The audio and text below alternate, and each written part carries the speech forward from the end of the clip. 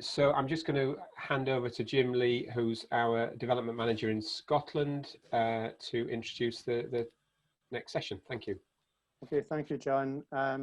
Eric is the Chief Executive of EBO Consult, who are our sister organisation in Denmark. Both Energy for All and EBO are members of RESCUP, the European-wide Community Renewable Energy Network. EBO manage a number of district heating cooperatives in Copenhagen. Eric's been involved in the sector for many years and has vast experience, not just in heating, but other technologies, including wind. Eric's a frequent visitor to the UK and he knows us very well. In 2019, he was in Scotland and I took him to the Arica Hydro project there. Energy for All, as been said earlier, keen to develop our involvement in heating. I have been speaking on and off to Eric about that. And indeed, I went to Copenhagen where I met Eric and saw EBO and the work that they do there. Very impressive indeed. So without any further ado, I'll invite Eric to tell us about the work that he and EBO are doing in Copenhagen, and any questions we can take after he has completed his presentation. So over to you, Eric. Well, thank you very much for the unique presentation, Jim. I'm greeting you all from rainy Copenhagen, and I hope that I can introduce district heating in a proper way. My main title is How to Innovate District Heating, and a little about myself. I'm a lawyer. I have been working in a ministry and in a mayor's office and in Denmark's biggest housing association. In my leisure time, I'm dealing with offshore wind, building offshore wind cooperatives, and I'm the chairman of Milgrund Offshore Wind Cooperative with 10 turbines, wind turbines in front of Copenhagen, each of 2 megawatt. I've been the co-founder in 2004 of the first PV cooperative in Copenhagen, using roofs in Copenhagen, and we have been having a very good business since 2004. And I've been involved in biogasification, the lowest picture to the right, biogasification of wood chips, and it's a cooperative founded north of Copenhagen. In my day-to-day work, I'm dealing with pipes. It's the center photo, and it's district heating. And based on the new EU directive about citizen energy communities, I've been a co-author of a handbook for energy communities, and it's based on the new directives. Sorry. District heating is all about sending hot water to houses, and then the return water is hopefully cold. And that's it. It's easily done. So I'll finalize my presentation now. That's it. You know, it's not that simple. You have to be aware of several things to take care of when you have district heating.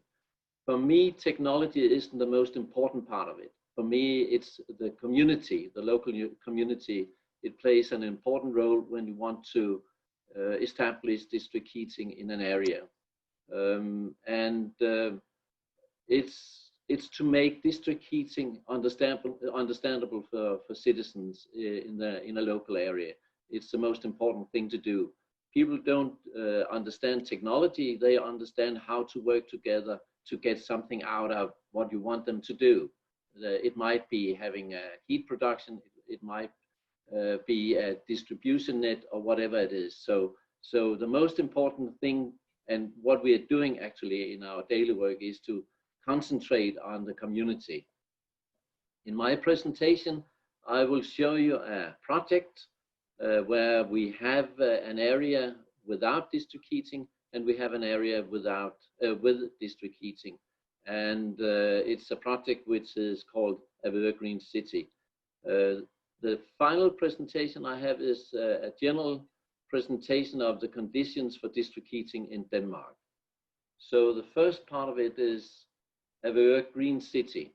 Avedøre Green City is in the suburbs of Copenhagen, and it's placed in a municipality called Hvidovre.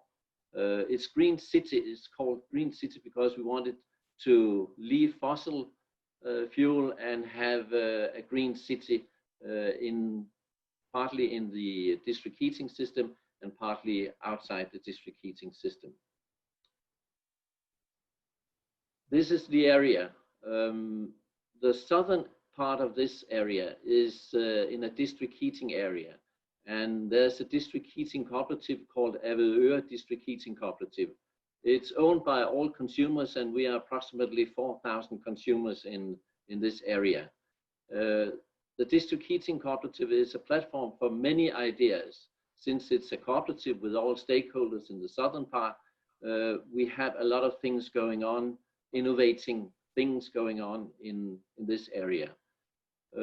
We wanted to do something about the northern area, to have them inside the district heating grid. And that's why we formed a steering group, which could actually involve the citizens north of the southern district. If you look at this, you'll have all the stakeholders in the area. If you have on the left-hand side, you'll have the village. It's a small village with approximately 300 houses. And to the right-hand side, you have a vineyard. Actually, 10 kilometers away from the city center of Copenhagen, you have a vineyard, and they make wonderful wine, I tell you. And we have a virgin land. To the right-hand side, you have the virgin land, and they're going to construct 660 houses. So they will be connected to the district heating system within 2 or 3 years. Then you have to the right-hand side, you have an area where you have hand craftsmen working there. They have their offices there. They have all their tools there. And you have a well-known video film studio called Centropa, and they are living there. And finally, on the right-hand side, you have the gymnasium, which plays an important role in this project. To the left-hand side, you'll find a housing area. It's a military area converted into co-op housing. And then you have on the right-hand side, left-hand side, you'll find the big housing area. It's a housing association with a lot of houses, actually approximately 3,000 dwellings. And you have a church, you have a sports center, you have schools, you have kindergartens, you have everything there. So actually we formed a steering group of all these stakeholders to invite people from the northern part to the southern parts area to exchange ideas. So the steering group, they actually based their work on the UN Sustainable Goals, and we have 13 of the 17 UN Sustainable Goals in the project. And we think we can fulfill all 13 goals before 2035. So it's a period of 15 years where we are working with the UN Sustainable Goals. And we have made a manual. I'll come back to that, with all the actions and initiatives. And we have communicated everything to all the citizens in the northern and the southern part of the area. It's in an intranet, and it's in newsletters. First of all, we wanted to define a development plan, and we call it a strategic energy plan. We wanted to show that this should be with sustainable energy. So how could we have sustainable energy in the area? And we defined it as a non-fossil area, non-fossil fuel area. That was the first point. We then focused on technologies. We have several technologies we want to enhance and construct in the area, and which data do we possess in the area? You know, which kind of demand is there? How many kilowatt hours are they consuming? And what is possible to construct in the area when it comes to renewables? Do we need changes in infrastructure, meaning that do we need renewal of pipes? And what about the electrical cables? Are they in a good condition in the area? And do we actually use the buildings and the land for this project? How could we use the buildings and land for improving our strategic energy plan? And most important here is how can we influence the energy infrastructure? We have invited the local municipality in the steering group, and they have a representative, and she is doing a very good job. And we are closely connected to the city council in the project. We want to have the overall strategic energy plan, and we want to define a local heat plan. And we do it in what we call a manual for Avedøre Green City. For each 13 UN sustainable goal, we have a manual. What are we going to do for the next 15 years in the area concerning disposal waste, concerning health, concerning education, concerning energy? Everything is based and put into the manual for this area. And we look at the local possibilities to try to do what we say in the manual. Based on this manual, we actually did something new. We formed the first citizen energy community, and it's Denmark's first. It's a new way of dealing with energy locally, and it's based on the EU directive, the market design directive. And we are actually having a frame now for integration of electricity and heating. And we wanted to show that electricity is actually the basics for the heat in the area. All the stakeholders in Avedøre are members of this community, and we look at power and heat and demand and supply from local citizens, local handcraftsmen and schools and everything in the area. The district heating cooperatives administration is the administration of the citizen energy community, and it's Eboconsult, which is the administration of the project and this community. It's actually from the 18th August this year where we established the energy community. It's, well, I have to say it's not a local wine they're drinking, but anyway, it tasted nice. But it's to show you that if you actually establish a local district heating cooperative, you can have a lot of activities coming from this cooperative, because you get a lot of ideas. And you have the possibility of inviting people outside the grid of the cooperative and invite them to something new, which just like the citizen energy community. Well, coming back to district heating, we had some ideas of how to do it. What we want is to convert individual fossil heat into green district heating, and especially in the northern area of Avedøre Green City, and it's in new build houses, the 660 houses.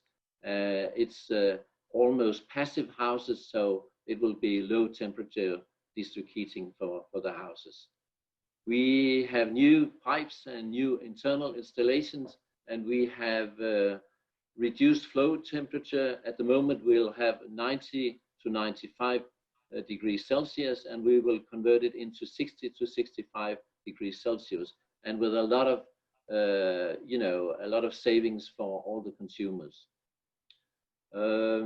We will have communal heat pumps, and we are actually going to have a lot of solar thermal and PVs and PVTs. You know, it's combined electricity and heat production from PVT. We have a lot of heat storages in the area. Will have in the near future have a lot of heat storage.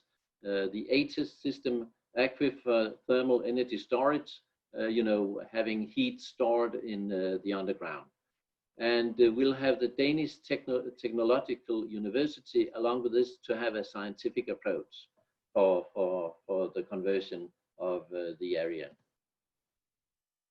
The first energy steps are to have the infrastructure ready for reduced flow temperature. You have to look at the pipes. Are they over-dimensioned? Are they under-dimensioned? If you lower your temperature, you need bigger pipes. That's the normal. I'm not an engineer, but that's how engineers think.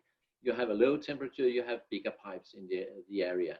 So we have to look at the infrastructure. How will it be? How is it? And how will it be for the future?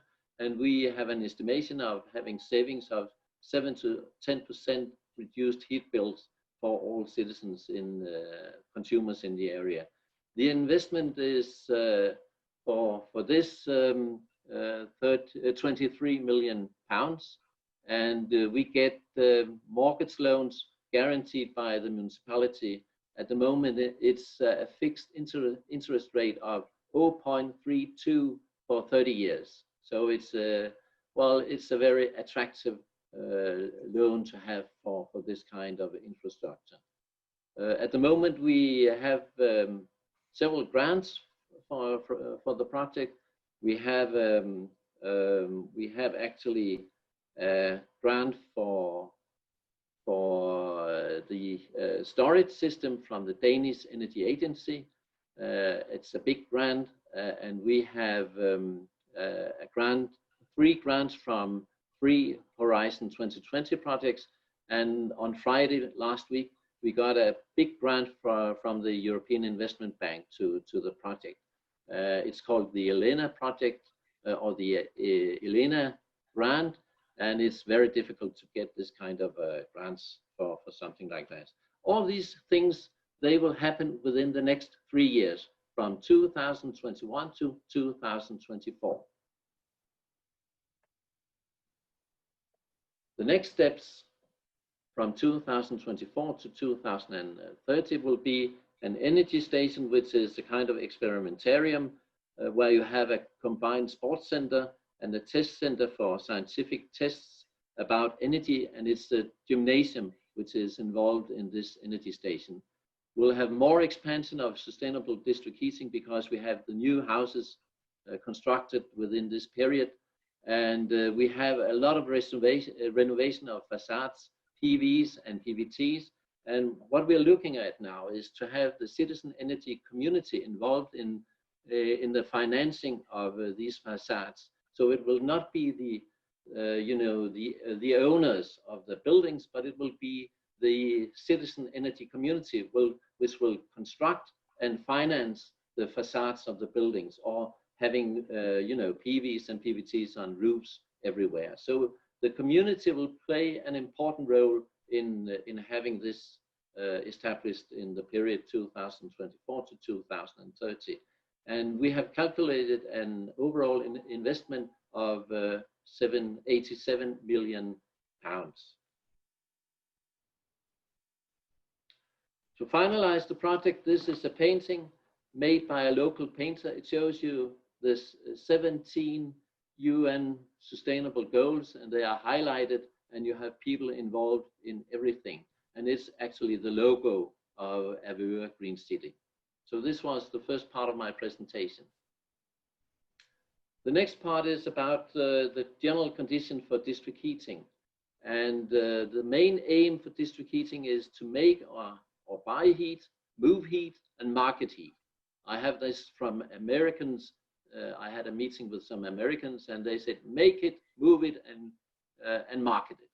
And that's simple, and that's what we are doing in district heating.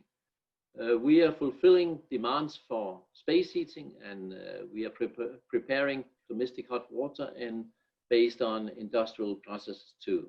And we use renewable natural sources, and what is in the area of any kind of sources we can use in district heating, we use it. For example, a local hospital, they need to cool the hospital where you have ill people around. You need a cooling system, and the product out of cooling is heat, and we use the heat for the district heating grid. This is an image of flexible energy in the Danish society. The black drop is oil, and it's out of every kind of energy in 2030. We still have some areas in Denmark where they have oil as fuel for heat, but it will be finalized. It will be the end in 2030. Now we are having a lot of biomass, but in 2035 we'll convert biomass into the final system here. On top it's solar, wind, and other kinds of energy sources, for example fuel cells. If you look in the middle, in the center of this image, you'll have the heating system. And the heating system is a very important role, plays an important role in the overall energy systems, because you can use the heating system for storing energy from electricity. You can store energy in the water. Water is very, well, it's very good to store things in the water. And we have actually in the Copenhagen region, we have new storage capacities, and there are millions of liters of water in these storages. So it will play an important role when you have, you know, a period of a lot of wind. You can actually have this surplus of the wind energy stored in water in big storage areas in our region.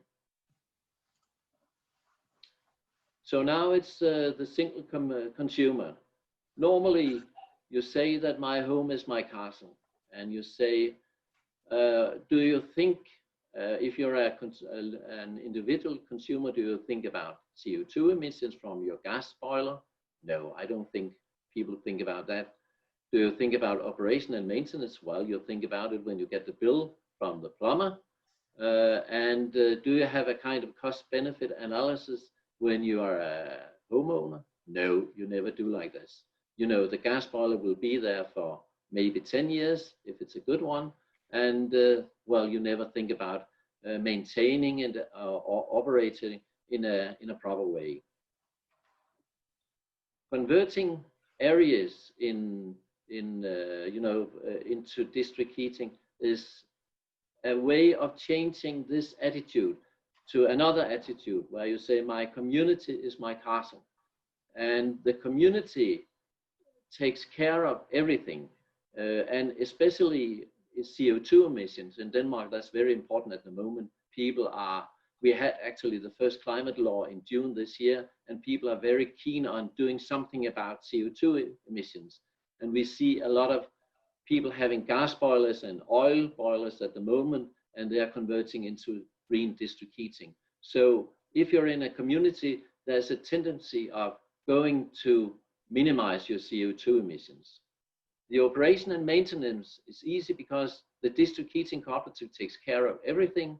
You just need to look at the district heating unit, and it's totally silent. There's no noise, and you have a lot of space when you have a district heating unit instead of having for example, a gas boiler. There's a lot of space left when you convert from a gas boiler to a district heating unit. And normally all district heating cooperatives, they make cost-benefit analysis, and it's needed because we are sending bills to all our end users. Just to give you an impression of how we have an organization within the district heating cooperative, to the left-hand side, you'll find the normal cooperative. If you go on top, left top, you'll have, when you have a heat meter, you can be a member of the cooperative. It's voluntarily, so you can actually say, no, I'm not interested in being a member, and just have the heat from the cooperative and have nothing to do with the day-to-day operation of the cooperative. Most people, they want to be members because it makes people influencing what is happening in the cooperative, and the owners and consumers are members of the General Assembly, and they are the highest, the supreme authority within the cooperative. I think you all know, all have the same organizational structure in the UK. We have a board of directors and we have directors, and normally you have the district heating side as a non-profit side of the activities, and it's according to the Danish heat law. If you have another activity to the right-hand side, you have to separate this activity from the heat activity, because in the heat law you have a strict attitude to activities outside the heating system. They are not supposed to influence the expenses of the district heating system. So you have to make separate accounts for the other activities. It could be cooling, for example, which could be in the other part in a separate organization. Our current heat sources in the Danish district heating system is excess heat. We have a lot of excess heat from thermal power stations, the big thermal power station producing electricity. They have what we call a surplus, and the surplus is heat, and they're sending this heat to the district heating grid. We have waste incineration, waste to energy plants. We have excess heat from industrial processes. We have fuels that are difficult to handle in houses, where you need big boilers, for example, for wood chips and for straw. You need big boilers, so you can't have them installed in the houses. We have geothermal heat sources, we have solar thermal heat sources, we have heat pumps, and we have fuel cells. So we have a lot of heat sources for the district heating system. The main consumer benefits, district heat is comfortable, as we say. You have it every time you need it. It's a reliable and direct heat delivery, and it's less floor space. As I told you, if you install a district heating unit, it needs less space than, for example, a gas boiler. We have no risk for fire or gas explosion. Nothing can explode in a district heating unit. You have designed the district heating unit according to your demand. It's not an oversized local boiler, it's dimensioned for you. And many consumers, they find it very good to have local sources used for heating supply in their houses. For example, from excess heat from factories. Costs, I'm sure you want to know about costs for district heating. Well, according to the heat law, we have each project, and if you think about what I told you about the northern part of Avedøre Green City, we have to make a special proposal going to the municipality, telling the municipality and the city council that we want to construct district heating in the area. We have to make a proposal, and this proposal has to show that this project will be a benefit for society, meaning it's an environmentally friendly attitude we have in the proposal. It has to be a benefit for the cooperative. It has to be a surplus on the bottom line for 30 years. And even though it's only 1 cent in surplus, it's okay if it's a surplus. It's not needed to be a 1 million pounds or something like that. It could be less, what we say in Denmark, 1 kroner, that would be enough. And it has to be a benefit for the consumer, meaning that it has to be cheaper for the consumer than it is today. So we have to compete with natural gas. We have regular tenders, and we have actually detailed prices on everything in a district heating proposal. I can give you some examples from the 14th September this year, where we had a tender, and maybe it's in Danish, but it's showing you that the price per meter, and it's a price per meter where you show the price for a virgin land, meaning this could be a grass and natural soil and without anything, and it shows that it will cost you 1,650 kroner for 1 meter, and it will for 600 meters, it will be approximately 120 pounds for 600 meters. And then you have the next one is item 1.2. Then you have for an area where you have a surface, for example, tiles, and then you have a price for that per meter. And the next one is if you have asphalt, you have a price per meter for that. And we have several pages for that.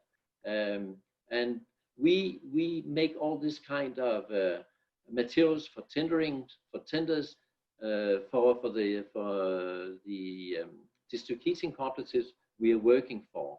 It's a system of approximately 16 pages, A4 pages, and from the contractors, they tell us that this is a very good way of doing things, and we are very detailed in our description of how to do it and how you have everything taken into account when you have a planning of a district heating system.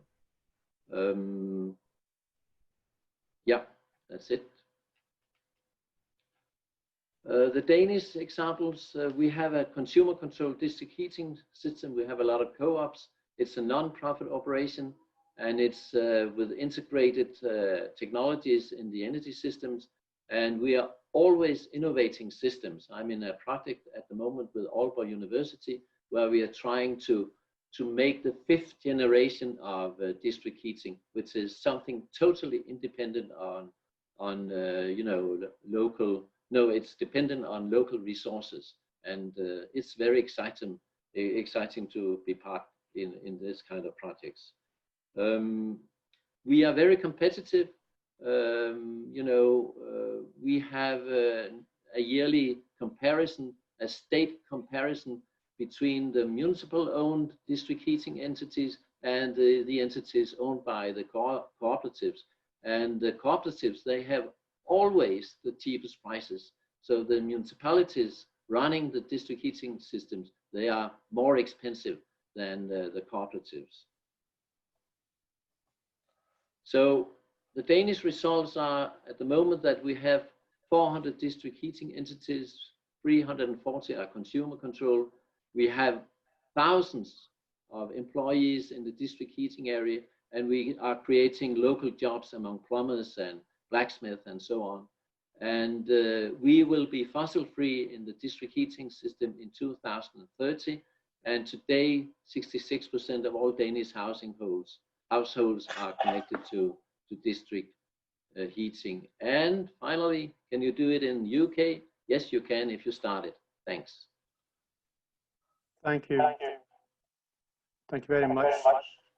I'm actually getting a bit of feedback from somewhere.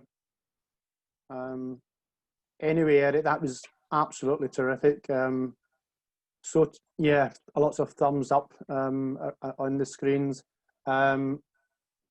Actually, it was so terrific. Actually, there's actually very few questions. I think we're also enthralled, though there are one or two coming up. I'm just going to take the questions as they came. There's a couple up so far. One question, let me just move up slightly to see who this is from. Right, just struggling to control my board. Yeah, from John Millen. What's best with district heating? Geothermal, energy from waste, biomass, another? I know you mentioned those. I don't know if there is an answer to the question, what's best, but what would you say, Eric? Well, Well, it's depending on where you're starting. If you have the infrastructure for electricity and you're in a Danish society, you will choose heat pumps as the most important, the most important technology for this. We have a lot of wind turbines and we're getting more wind turbines. And this will actually electrify the Danish system. So we are leaving biomass in 2035. But if you are starting without having capacity from the electrical system, you can start having by having a excess heat from a local factory, a local IT power station or something like that, where they have servers, and you can actually have local solar thermal installation or whatever it is. So it's actually based on where are you moving ahead now. Right. Thank you. A question from Springbok Sustainable Wood Heat Cooperative. We have just been looking at the tendering section. How do you finance the startup and feasibility costs of each scheme? Well, it's all paid by the cooperative. We have no, we have no support from government, from your municipality or something like that. It's paid by the consumers themselves, and the consumers, they want to have more consumers because the idea is to have more consumers and make it cheaper for everybody. The more you have of consumers, the cheaper it will be for the individual. That's the whole idea. Okay. So actually, all the development costs you have will be paid by the mortgage loan you get in the end. And I tell you, we never start a project without having the feeling of, oh, this will happen. It's successful. And what we do is we make an indoor feasibility study. We have all the means for making a feasibility study, and we say, okay, this can happen in this area. We have a virgin land here for a heat pump, and how could it be installed? We have all the prices for pipes and how to dig pipes and make the ditches for pipes and so on. So we have all the calculation material, but normally at the end of this feasibility study, we get an acceptance from the board of the district heating cooperative, and then we go to an engineering company because they have to make the details of the district heating system. Thank you. A question from Paul. How do you deal with billing households, and particularly differentiating between house size, number of inhabitants, and style of usage? Also, do the systems usually include hot water? Well, we have meters everywhere. We have a central meter, and it's read through the internet, so it's easily done. And now we are actually testing a new kind of meters where you have, how is the oxygen in the rooms of a consumer? How is the humidity? How is the temperature? And have an indoor climate attitude read by the meter.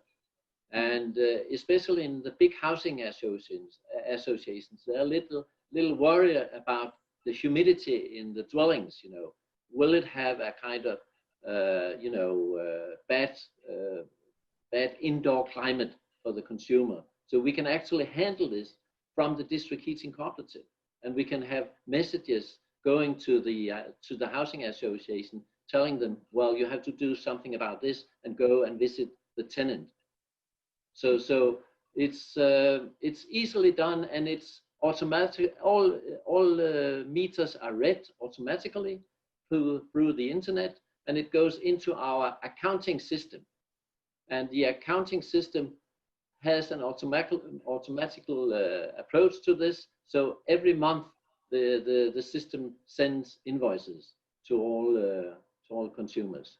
So it's, well, there is man hours in this process, but it's it's automatic, most of it.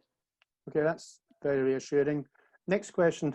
Is there an English translation of the Danish heat law so we can all look at it in more detail? I think there is a translation, and I'm a lawyer, so I'm so surprised it's only a few paragraphs, in the law. and Right. it's a big business. But I'm so glad. I'm a lawyer, so I know how it is when you have a lot of paragraphs. But this is a simple law, and it's very functionable. You know, Right. it's very good. Thank you. So if you go to the Danish Energy Agency, maybe I can find a translation and send it to you, Jim. That would be terrific. I mean, if it's not too much work, it doesn't sound like it No, would it's be. okay. Yeah, I can yeah, do that. that would be terrific, Eric. Yeah.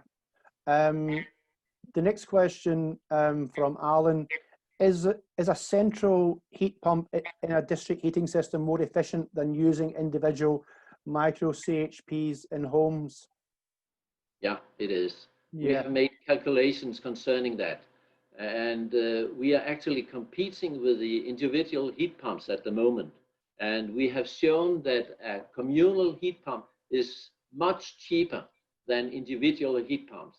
And it has a minimum of CO2 emission, you know, because a lot of heat pumps in an area will have more CO2 emissions than a communal heat pump. So we have made calculations concerning that. Right, thank you. Question from Tom. Can you please recap what it means to have an integrated energy system approach to district heating? So Tom's asking you maybe to go back to that point in the presentation, maybe say a little bit more. Yeah, well, it's a flexible system, meaning that you integrate all areas, electricity, heat, water, and every type of utility in the Danish society, and you try to integrate it. To give you an example, we are working with the local waterwork to have an extraction of heat from the groundwater. It's 12 degrees Celsius when it's coming up from the soil, from the underground. And we are extracting 6 degrees Celsius from this water. So it's around 6 degrees, and it's very good to have tapped cold water for the consumers. So we are making, you know, an alliance with the waterworks, and it's thinking about how can we make things together without having these silos. You know, I'm dealing with district heating and water and so on. You know, it's a lot of things, and a cooperation between sectors. It's a flexible system. Thank you very much. Tom is one of our new staff here. He's been looking at heating. If you need some more information on that, I can get back to you, Eric, on that. Thank you. John Malone's asking, you mentioned Citizen Energy Communities Handbook. He's saying, is this available in English? Yes, it is on our website, ebo.dk. Right. Okay, next question from Paul. In Peterborough in the 1970s, a new district heating system was installed in several thousand new houses. They constantly suffered leaks in the street. They gave up and went to gas boilers 10 years later. Did you go through this stage? So did Denmark go through a stage where things didn't work before they started to work, is what the question is. Yeah. Well, I think you have to select the contractors. We have poor contractors too, but we blacklist the contractors. We have a network in the Copenhagen region called NetHeat, and I'm in the executive committee of this NetHeat, and we are actually having monthly meeting, you know, sparring and exchanging ideas and so on. And we know exactly which of the contractors which is very bad. So this contractor will never have a job in our cooperatives. You know, I think if you have a very bad contractor, it can ruin a project actually. I haven't seen this in the Copenhagen region, and I have to say that we have had a big project since 2012, an investment of approximately 40 million pounds for 8 years, and we haven't had one leakage for this. So you know, you have to be detailed in finding the contractor, and you have to be detailed when you have the tenders. Yeah. Thank you, Eric. Next question from Eddie. do the consumers own their own houses, or are they owned by the local authorities or housing associations? Is it a Sorry? mix? Well, yeah, I'll maybe put it slightly differently. Are we talking here about owner-occupied housing, or are we talking about social housing, housing owned by a housing association or a local council, or is it a mixture of both? It's a mixture of both, and in Denmark it's a little different from the UK. Housing associations, they are run by the tenants. We have what we call tenants democracy, and they actually elect their board on an annual general meeting, and this board will conduct everything which is going on in the housing association. And the members of these boards, they are normally members of the AGM of the district heating cooperative. And we have, if you have a district heating board of 6 or 7 board members, you have 2 or 3 from housing associations. Right, so there's a strong crossover between the two. Yeah. Another one from John Malone. Is there a need to change the infrastructure inside the home? No, if you have a gas boiler, it's easily done. You know, you just connect what you have, the pipes inside your house is connected to the district heating unit, and it's easily done. Thank you. Normally we have one day where you are having the installation of the heat boiler or the district heating unit, and well, it's only one day from 8 in the morning to 4 in the afternoon, according to Danish schedules. Yeah. From Martin Crane, for new district heating technologies, who takes the design and operating risks, for example, of heat pump efficiency and reliability? Will the co-op take these risks, or might the co-op see a single design, build, operate and maintain contract, such that the risks to the co-op are much reduced? So does the risk lie with the co-op or with a contractor, I think is the question. Yeah, well, if it's a new technology, we normally have, well, the first mover has a giant grant from the Danish Energy Agency to test the system. So we actually know what is happening in this system. The big heat pump of many years ago, 10 years, 15 years ago, where we had the first solar thermal installations. They were installed in cooperatives, and they took actually the risk to show that this is a very good heat source. Now we have giant solar thermal installations in many district heating cooperatives. But if you have a heat pump and it's a new technology, we normally get a grant from the government or from the state to test it. And the guarantee is by the manufacturer.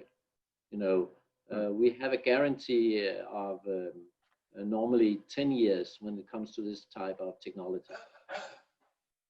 Thank you. From Colin, communal energy systems must become critical services for their users. How are you ensuring resilience and continuity over years and decades? Someone needs to mute. Well, we have had district heating cooperatives established in 1902, and they are still living.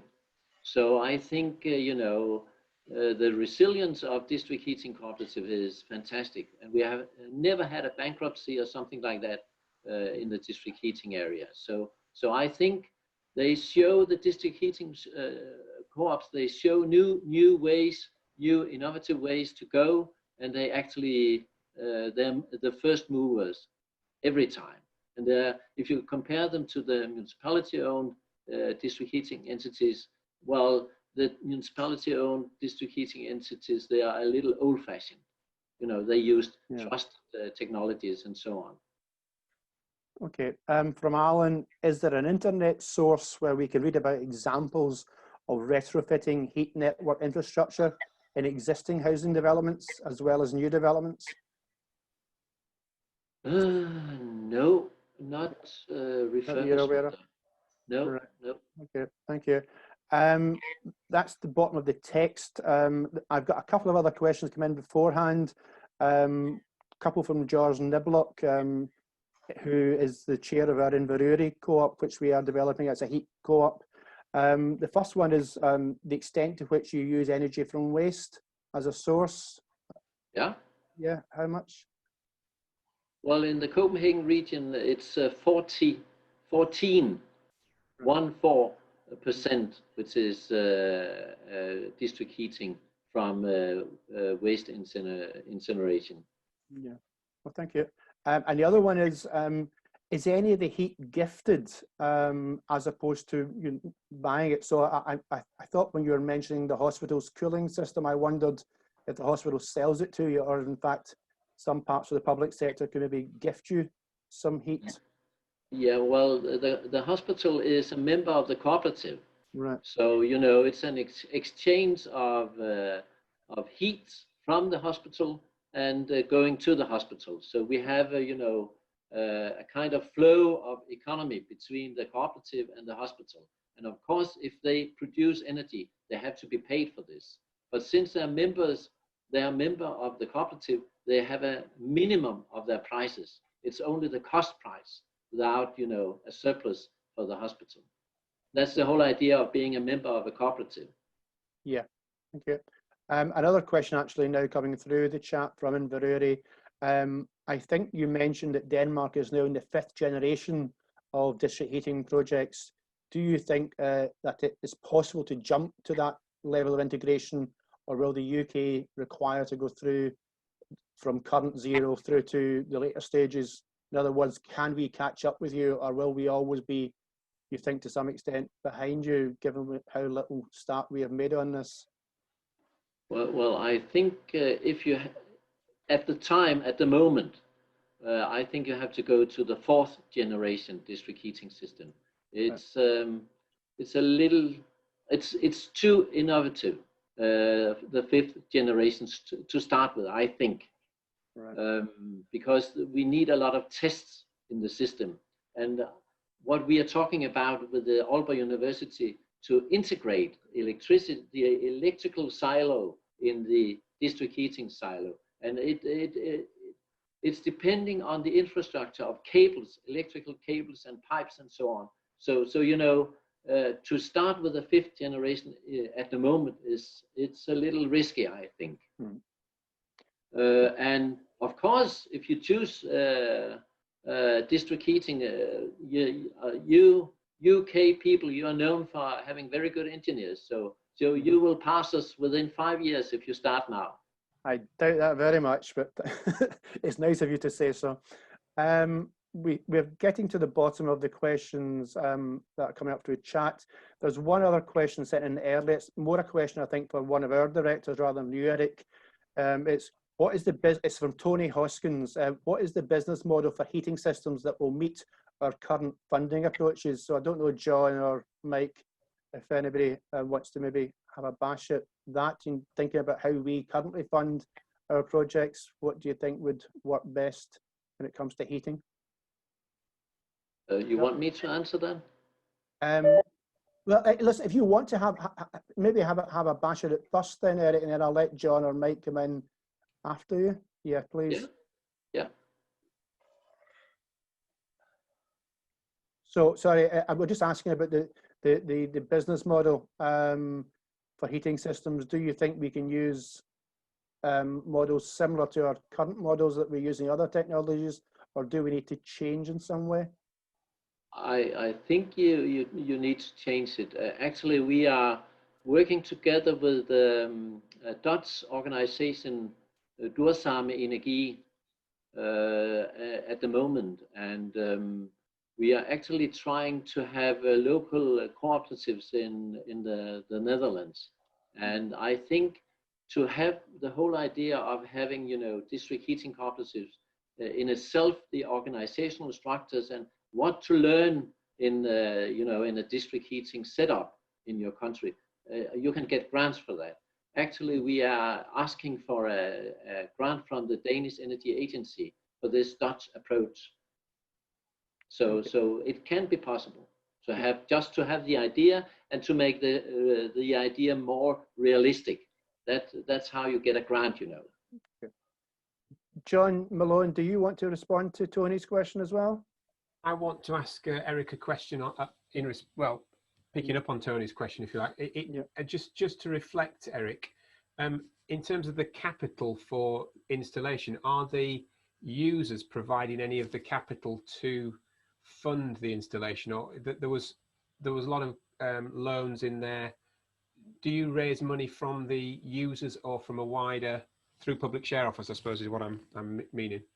Yeah, but it's the district heating unit is paid by the consumer, and it will be around £5,000 for the total installation. And some cooperatives, they choose to pay everything, but in the cooperatives we are managing, we say that, well, the consumer has to show that they are interested in the district heating system, and we are not supposed to let other members of the cooperative pay for the individual connection. So you have different attitudes to this. So you can let everything be paid by the cooperative, and you get the mortgage loan from the guaranteed mortgage loan for this too. But the expenses will be there for 30 years, you know, depreciation period and so on. So everybody has to pay for that if you let everybody pay for the individual connection. Okay. There's one final question on chat. It's actually from John. Are there contractors operating in Denmark who operate in the UK who might support UK projects? I don't know. No, I don't know. I suspect, yeah. Sorry, I was going to say, I suspect that means the answer is no then. I think you probably would know, Eric, if such a contractor existed, no? Yeah, you know, I suppose it's a new market for a contractor. So, you know, they're not keen on moving to a new market at the moment. But if you have a project, you know, we can easily look at the contractor. Sorry? Do you know a guy who could help us? Yeah. Yeah. Right. Yeah. Yeah. Just to jump in back on the funding models, I mean, I think it raises a lot of interesting opportunities to look at things differently. I think you know, there are projects where the projects I mentioned earlier where we're particularly involved. It's a single heat user that we're working with potentially, and that sort of lends itself to the way we currently raise funds. So a community individuals help to raise funds to provide heat to an on-site user. Things start to shift if you're then looking at a wider network and individual households and how they may become involved as owners and users of the service. So I think it's food for thought in terms of what you've explained that would help to inform how we start to develop models for different situations with regards to heating. Yeah.